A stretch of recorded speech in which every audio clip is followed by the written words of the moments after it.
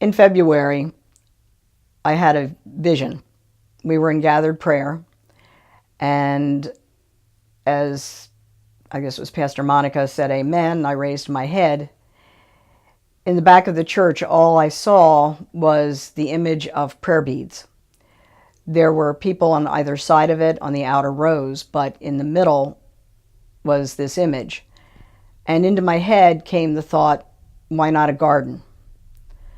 So at that point, I could not wait for the service to end.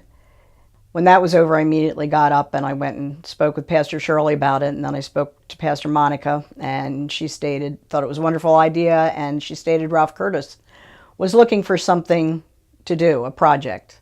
At that time, the prayer bead class was in session, and Chris happened to have her book with her. I showed Ralph and explained it to him, and he said, oh, yes, this was doable, and we discussed some things.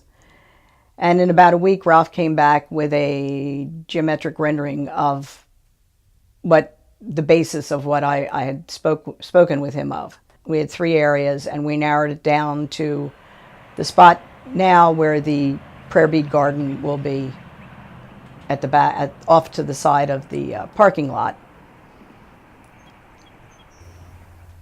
This last winter, we had over 45 people participate in our prayer bead classes. This included our confirmands and folks of multiple ages, some of our Sunday school kids and our older folks.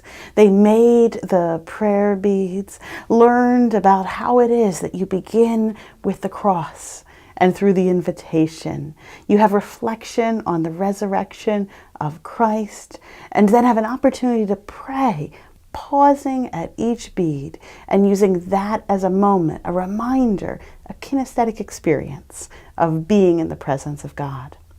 People have used those prayer beads even since then. I've heard stories of people who have them sitting in their cars and pulled them out of their pockets. They've been tucked in drawers by beds, and they've been a part of prayer lives. At this point in time, we have a artist concept of what the prayer bead garden will look like. I foresee us having worship out there, Easter morning sunrise services, youth group, Sunday school classes, little children just jumping from stone to stone, which are representative of the beads, and the community and anyone traveling past on Route 1 will be able to see that we are intentional in what we are proposing. The whole course of the prayer beads, the prayer bead path, and the 40-day challenge, in the course of this, I've been renewed, I've been restored, and in the cliche, reborn. I feel differently. I think outwardly I'm appearing differently to people, and I encourage anyone to travel this journey.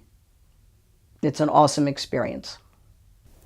This intentionality is what our prayer path invites our larger community to do. An opportunity to walk those beads, to focus in the moment of prayer and being in God's presence. During the process of the 40-day challenge, I've learned that prayers once offered up go on for generations. My prayer is that the bead path go on for generations and influence from the elderly to the youngest of our congregation and community.